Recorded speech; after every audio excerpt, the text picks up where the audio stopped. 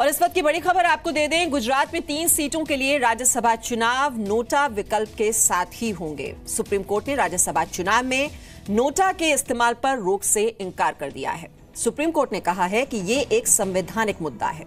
हालांकि कांग्रेस विधायकों की अर्जी पर सुप्रीम कोर्ट ने चुनाव आयोग से जवाब मांगा है और सुनवाई की अगली तारीख 13 सितंबर तय की है। तो सुप्रीम कोर्ट की ओर से कहा गया है कि जो नोटा का मुद्दा है वो संवैधानिक है।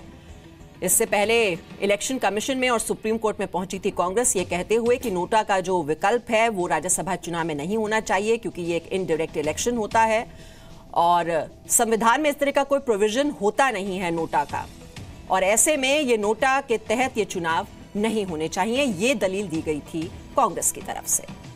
इसी मामले पर और जानकारी के लिए इस वक्त हम रुख कर लेते हैं। हमारे सहयोगी महेश गुप्ता इस वक्त हमारे साथ हैं। महेश, कांग्रेस की ओर से यह दलील दी गई थी कि कॉन्स्टिट्यूशन में ऐसा कोई प्रोविजन होता नहीं है नोटा का, लेकिन इलेक्शन कमीशन ये कह रहा था कि 2014 में ही इसको इंट्रोड्यूस कर दिया गया था और नोटा के तहत ही ये चुनाव होने चाहिए। अब सुप्रीम कोर्ट ने क्या कहा है अपने फैसले में?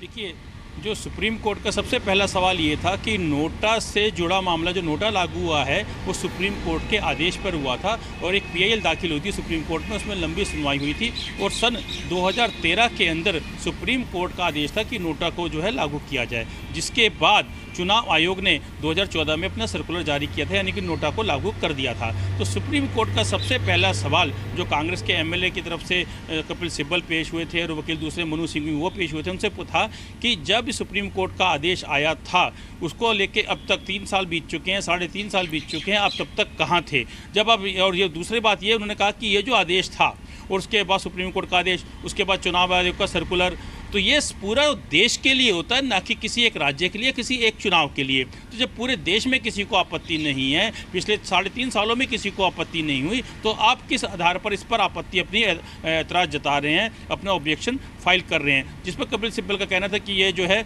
नेक टू नेक चुनाव जो है वो सिर्फ गुजरात में ही देखने को मिल रहा है, जहां पर इसके इस्तेमाल से दिक्कत आ सकती है। और कुछ उन्होंने कानूनी अड़चन भी बताई थी कि उसमें टिक लगाया जाएगा अगर, तो वो कोई पुरानी साइटेशन कोर्ट की हैं वो भी साइट की थी कि उससे जो है वोट है वो इनवैलिड हो जाएगा। तो कोर्ट ने कहा जो भी कुछ है अब 3.5 साल तक नहीं है, अब जो आ गया आप कहते स्टे करते हैं, तो कोर्ट ने साफ कहा कि नो स्टे। कोर्ट ने कहा कि कॉन्स्टिट्यूशनल इशू है, इसको हम एक संवैधानिक मुद्दे के तरह से ही सुनेंगे। और हालांकि कपिल सिब्बल ने बार बार इसमें कहा कि इसको कल सुन लिया जाए, कल सुनिया जाए। कोर्ट ने बिल्कुल साफ मना कर दिया। कोर्ट ने कहा कि आप ये कॉन्स्टिट्यूशनल इशू है, संवैधानिक मुद्दा है, इसको जो है एक लंबी, इस पर जाहिर सी बात है कि लंबी इसमें बहस होगी, लंबी इसमें सुनवाई होगी, जिसके बाद कोर्ट ने इसमें 13 सितंबर की तारीख लगाई। जी, तो महेश, अब ये माना जाए कि राज्यसभा चुनाव जो हैं वो वक्त पर होंगे, नोटा का जो विकल्प है उसमें जो वोटर होंगे उनके लिए विकल्प रखा जाएगा राज्यसभा चुनाव में, और ये भी क्लियर कर दीजिए कि 13 सितंबर को फिर इस मामले में आगे क्या होने वाला है?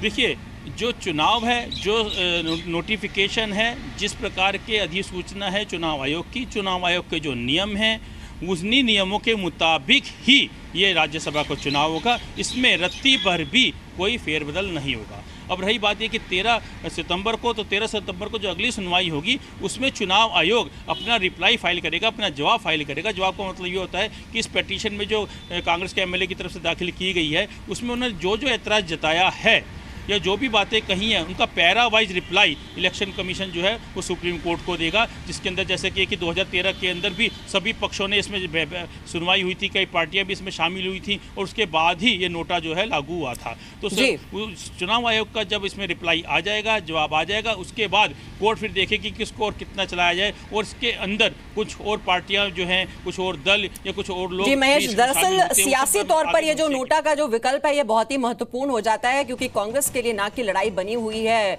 गुजरात में जो राज्यसभा चुनाव होने वाले हैं, और अहमद पटेल को वो फिर दोबारा से राज्यसभा में भेजने की कोशिश कर रहे हैं, लेकिन 7 विधायक अभी तक इस्तीफा दे चुके हैं पार्टी से। और ऐसे में अगर कोई भी विधायक नोटा विकल्प को चुनता है तो जो नतीजे होंगे इस चुनाव के उस पर असर पड़ सकता है, और इसी वजह से ये इतना बड़ा मुद्दा इस वक्त बना हुआ है। बहुत बहुत शुक्रिया ये जानकारी हमें देने के लिए।